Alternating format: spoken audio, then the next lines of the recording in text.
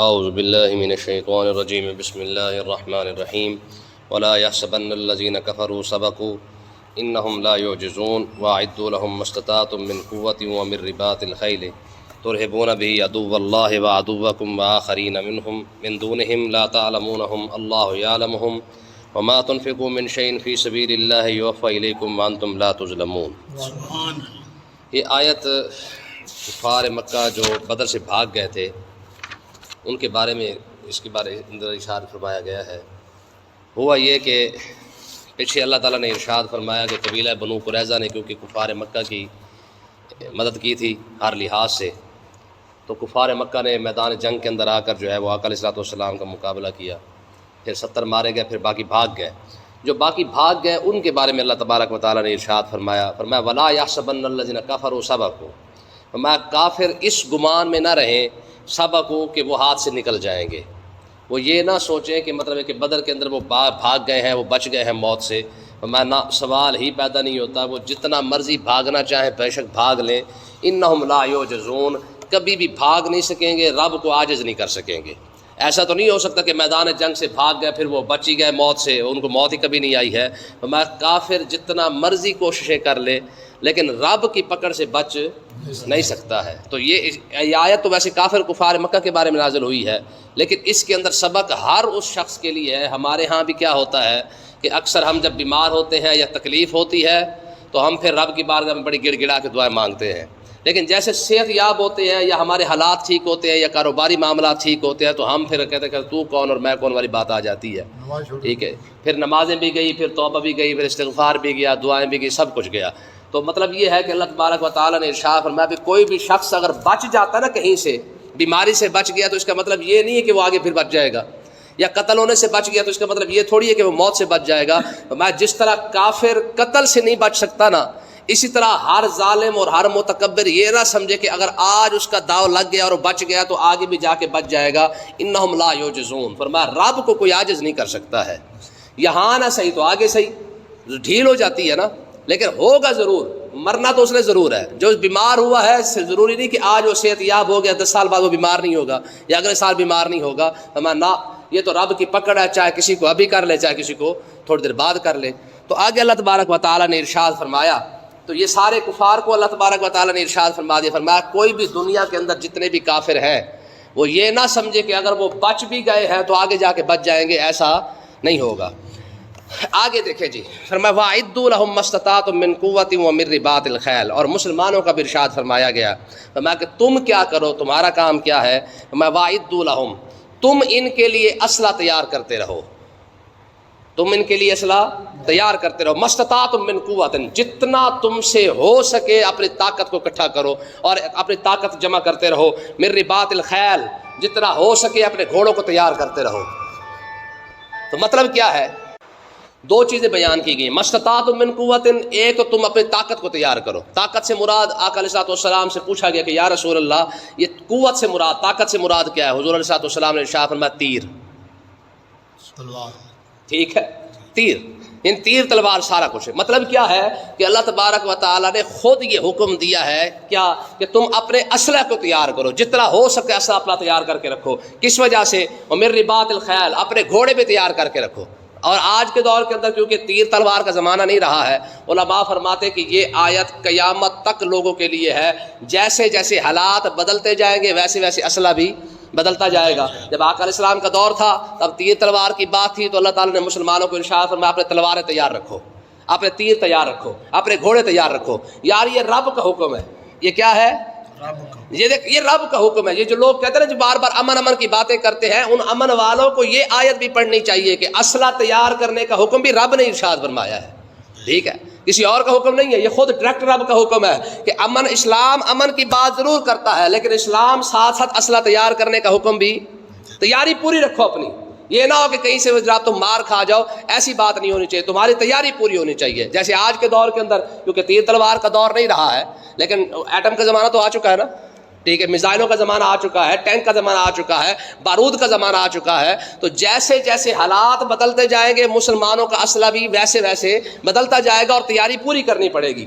جس طریقے سے آج کے دور کے اندر میزائلوں کا تیار کرنا بھی اسی حکم کے اندر شامل ہے، ایٹم بم کا تیار کرنا بھی اسی حکم کے اندر شامل ہے. بارود کا تیار کرنا، میزائل ہے، ٹینک ہے، جو کچھ بھی ہے، جہاز ہے، جنگی جہاز ہے، جو کچھ بھی بنایا گیا ہے یہ سارا کا سارا قرآن کے حکم کے تحت بنایا گیا ہے. اور اگر آج دیکھیں مسلمان پاکستان کے پاس ایٹم بم ہے تو ایک پاور بھی ہے. باقی اگر آج فلسطین کے پاس اگر ایٹم بم ہوتا تو یہودیوں کی ضرورت ہوتی ان کو یہاں تک پہنچانے کی.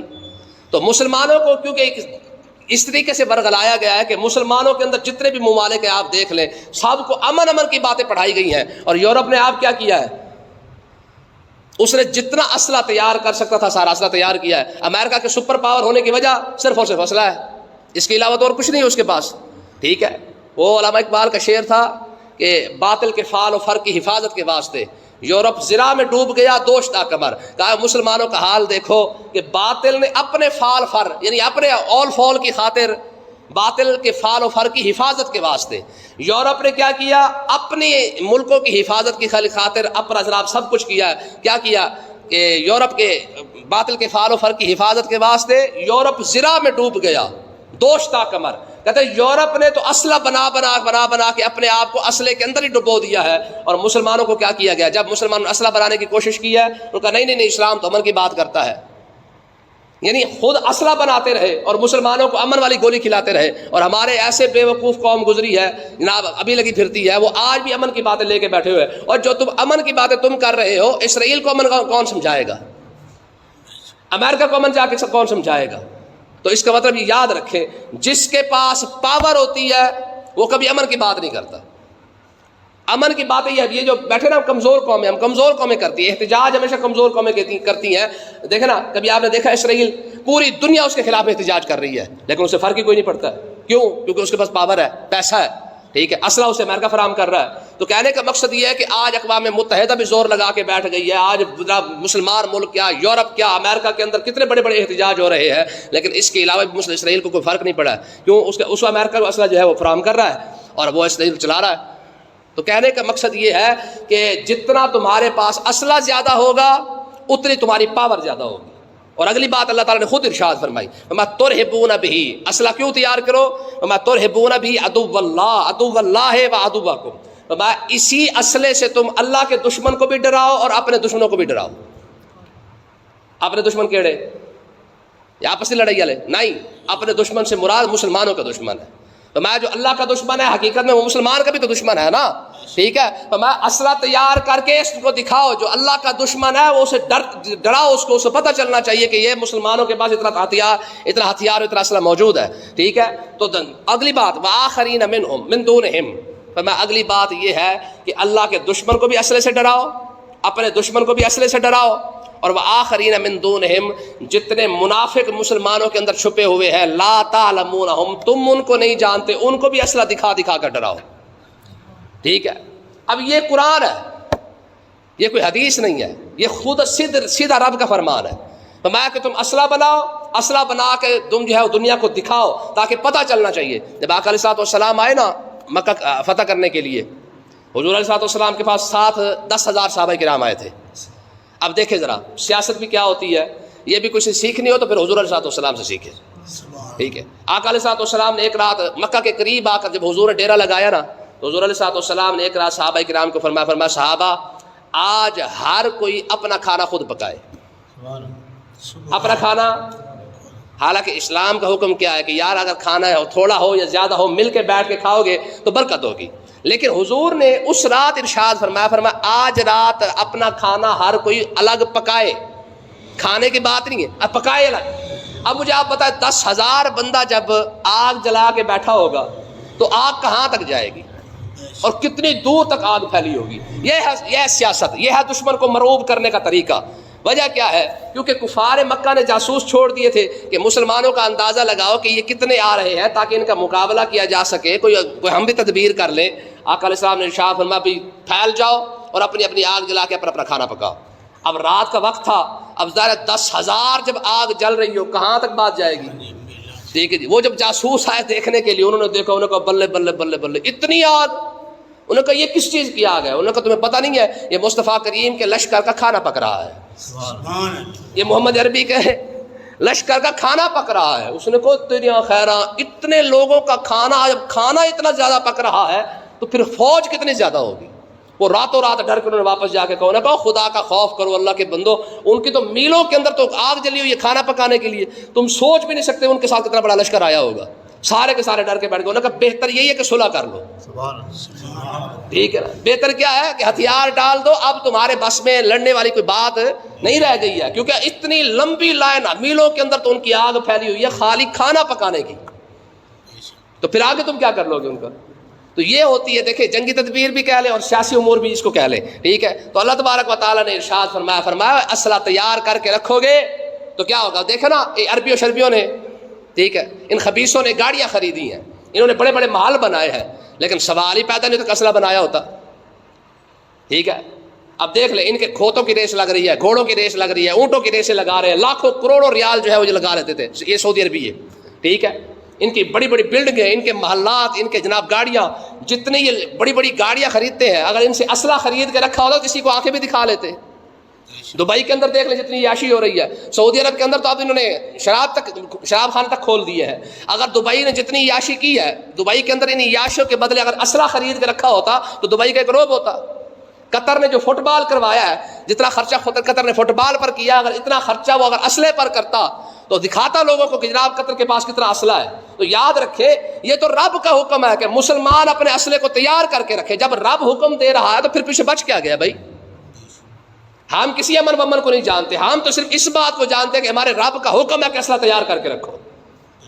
ٹھیک ہے, جب حالت جنگ کے اندر آپ دیکھیں نماز پڑھ رہے ہیں, حکم کیا ہے کہ اگر حالت جنگ کے اندر اسلحہ آپ نہیں رکھ سکتے, اسلحے کو سینے سے لگا کے بندوق اٹھا کر نماز پڑھے, اللہ تعالیٰ پھر بھی قبول فرما لے گا.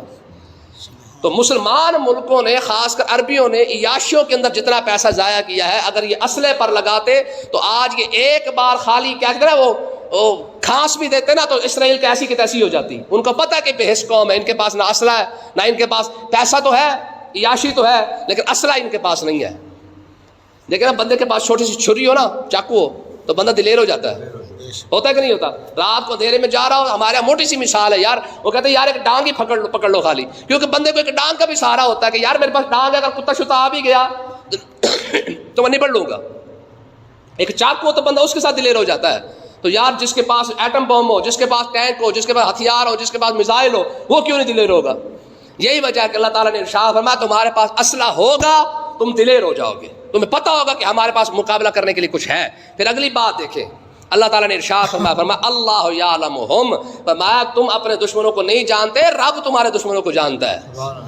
تمہارے ساتھ جتنا یہ پیار محبت کر لینا, یہ جو چمیاں چٹیاں لگے رہتے ہیں تمہاری یہاں عیسائی کے ساتھ, امریکوں کے ساتھ اور یورپ کے ساتھ, یہ چمیاں چٹیاں تمہارے کام نہیں آئیں گی. ان کے دل کے اندر جو کچھ ہے وہ رب جانتا ہے. تمہیں نہیں پتا کہ امریکہ کو جب موقع ملے گا تمہارے پیٹ کے اندر یہ چھرا گھوپے گا, جب تجھے موقع ملے گا یہ تمہارا بیڑا غرق کر دے گا. رب بھی تمہارے دشمنوں کو جانتا ہے, تمہیں پتہ نہیں ہے تمہارے دشمن کتنے زیادہ ہے, اس لیے اسلحہ تیار کر کے رکھو. اور اگلا مسئلہ دیکھیں, وَمَا تُنْفِقُوا مِنْ شَيْءٍ فِي سَبِيلِ اللَّهِ, جو کچھ بھی تم اللہ کے راستے میں خرچ کرو گے یوفا الیکم, تمہیں سارا کا سارا پورا دیا جائے گا. اچھا بات ہو رہی اسلحہ تیار کرنے کی, اگلا مسئلہ آ رہا ہے خرچ کرنے کا اسی آیت کے اندر. مطلب کیا ہے, اس سے یہ مسئلہ بھی ثابت ہو گیا صرف کل خانی پر خرچ کرنا ثواب نہیں ہے, مسلمانوں کی مدد کر کے گولی بنانا یہ بھی ثواب کا کام ہے, اسلحہ بنانا بھی ثواب کا کام ہے, رائفل بنانا بھی ثواب کا کام ہے, میزائل بنانا بھی ثواب کا کام ہے. دیکھیں نا جی, یہ ہمارے میزائل تو بنے تو آج پاکستان پاور کے اندر ہے نا, تو اس کا مطلب یہ ہے کہ جہاد کے لیے مسلمانوں کے اسلحہ بنانے کے اندر پیسہ خرچ کرنے سے بھی ثواب. اور کل خانی کا پیسہ اگر اسلحے پر لگا دیا جائے تو کوئی موت نہ فتویٰ لگ سکتا ہے نہ موت آئے گی کوئی بھی. لیکن جتنا پیسہ ہماری کل خانیوں پہ خرچ ہوتا ہے نا, اگر یہی پیسہ اگر ہم اپنا اسلحے پر خرچ کر لیں گے تو انشاءاللہ ثواب اتنا ہی ملے گا جتنا کل خانی کا ثواب ملنا ہے. ٹھیک ہے, تو اللہ تبارک و تعالیٰ نے ارشاد فرمایا کہ تم اسلحے پر بھی خرچ کرو. ٹھیک ہے, اسلحہ بناؤ گے, آقا علیہ السلام کی حدیث پاک ہے, حضور نے ارشاد فرمایا جس نے تیر بنایا وہ بھی جنت میں جائے گا, جس نے تیر پکڑایا وہ بھی جنت میں جائے گا, جس نے چلایا وہ بھی جنت میں جائے گا. اب مجھے آپ بتائیں, جس نے تیر بنانے میں حصہ ڈالا ہے وہ بھی. یہ چار بندے ہیں جن کو اللہ تبارک و تعالیٰ کے رسول نے ارشاد فرمایا میری گارنٹی ہے, جس نے تیر بنانے میں پیسے دیے, یعنی گولی بنانے میں, رائفل بنانے میں. آج پاکستان کا جتنا اسلحہ بن رہا ہے ہمارے ٹیکس کے پیسے سے بن رہا ہے، تو انشاءاللہ اگر یہ اسلحہ جب کفر کے مقابلے میں چلے گا تو اس کا ثواب بھی مسلمانوں کو، پاکستانیوں کو ضرور ملے گا. پر چلے صحیح اللہ کرے، ٹھیک ہے. اور نہ چلے تو اور گل ہے، اگر چلاوڑ تو پھر انشاءاللہ ثواب تو پکا ہی ہے، نہ بھی چلان ساڈا ثواب پھر بھی پکا ہے. ٹھیک ہے نا جی، الحمدللہ. لیکن بہرحال کہنے کا مقصد یہ ہے، اللہ تعالیٰ نے ارشاد فرمایا کہ تم جہاد کے لیے اسلحے پر خرچ کرو گے، اللہ تعالیٰ تمہیں اس کا ثواب بھی پورا ہی عطا فرمائے گا. ٹھیک ہے. وَأَنْتُمْ لَا تُظْلَمُونَ، تمہارے ساتھ زیادتی نہیں کی جائے گی. کوئی یہ نہ سمجھے کہ محفل میلاد پہ خرچ کرتا تو زیادہ ثواب ہو جاتا، کل خانی پہ خرچ کرتا تو زیادہ ثواب ہو جاتا، میرے تو پیسے تو سارا گولی پر خرچ ہو گیا ہے، یا رائفل پر خرچ ہو گیا ہے، یا ٹینک پر خرچ ہو گیا ہے، مجھے تو اس کا ثواب بھی پورا نہیں ملا ہے. اللہ تعالیٰ نے ارشاد فرمایا کہ تم جہاد کے ہر پیسے اوپر، جہاد کے ہر اسلحے کے اوپر تم خرچ کرو گے، جیسے اللہ تعالیٰ تمہیں دوسرا ثواب پورا عطا فرماتا ہے، اسلحے پر خرچ کرنے کا ثواب بھی پورا ہی عطا فرمائے گا. ٹھیک ہے جی. اگلی بات دیکھیں، اللہ تبارک و تعالیٰ نے ارشاد فرمایا یہ ہے اسلحہ تیار کرنے کی بات. اگلا سبق انشاءاللہ کل پڑھیں گے. اللہ تعالیٰ سمجھنے کی توفیق عطا.